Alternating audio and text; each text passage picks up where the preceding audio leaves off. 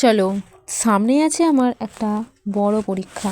হ্যাঁ, অনেক বড় পরীক্ষা। কি পরীক্ষা? সেই পরীক্ষায় আগে সফল হই, তারপর তোমাদেরকে আমি জানাবো। তো তার জন্য কিছু পোশাক লাগবে, খুব সাধারণ পোশাক, যেগুলো নেই, মানে রংচঙে পোশাক একদমই লাগবে না। আর আমাদের হুগলি জেলায় চলছে বিশ্ব ইজতেমা আজ থেকে 2রা জানুয়ারি থেকে, সেই জন্য বিয়েরও এখন ছুটি আছে।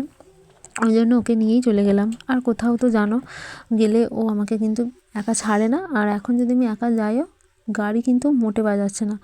এত ভিড় হচ্ছে না, শুধু মানে চারিদিকে পুরো ভিড় আর ভিড়, প্রচুর ভিড় হচ্ছে। তো গাড়ি করে মানে ওই বাস টিকারে যাওয়া তো ভীষণ রিস্কের ব্যাপার। আর দেখো, শ্রীরামপুর এলাম বলেই, মানে শ্রীরামপুরে কেনাকাটা করতে এলাম বলে কিন্তু আবার বই মেলায় চলে এলাম, কারণ আমি তো বই পড়তে ভীষণ ভালোবাসি, বই আমাকে ভীষণ টানে। কিন্তু গেলাম বটে, খুব একটা বই কেনা হলো না। আর দেখো, এই লেখাটা কিন্তু সত্যি একদম আমার মনে হয় দারুণ লাগে। আর এখানে কিছু জিনিসের সেল দিচ্ছিলো শীতের পোশাকে, নিয়েছি কয়টা, যেটা তোমাদের পরের ভ্লগে শেয়ার করব। আর বাড়ি এসে দেখো কাদের সাথে আমার দেখা হয়েছে, এত জ্বালাচ্ছে কি বলবো। এদেরকে বাড়ি থেকে একেবারে তাড়ানোর কিছু উপায় আছে?